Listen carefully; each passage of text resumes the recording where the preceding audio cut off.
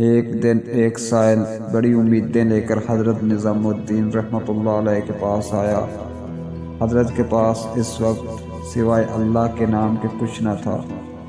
سائل کو خالی ہاتھ واپس کرنا انہیں اچھا نہ لگا، چنانچہ اپنے جوتے انہوں نے اس سائل کو دے دیے۔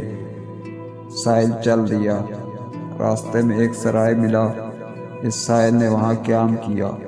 اس وقت امیر خسرو رحمۃ اللہ علیہ تجارت کر کے لوٹ رہے تھے۔ خوب کمایا تھا، تمام مال و اسباب ساتھ تھے۔ جب معلوم ہوا کہ یہاں ایک سائل ہے جو دہلی سے آیا ہے تو فوراً اس سے ملنے گئے تاکہ اس سے اپنے مرشد کا حال معلوم کر سکے۔ اس نے اپنی محرومی کی داستان سنائی۔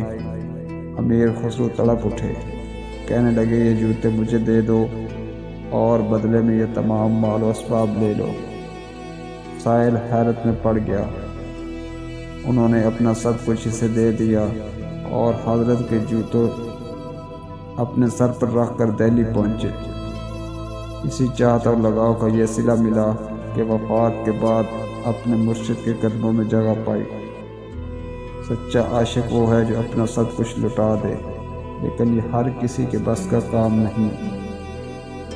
جگر مراد آبادی نے ٹھیک ہی کہا ہے، یہ عشق نہیں آسان، بس اتنا سمجھ لیجئے، ایک آگ کا دریا ہے اور ڈوب کے جانا ہے۔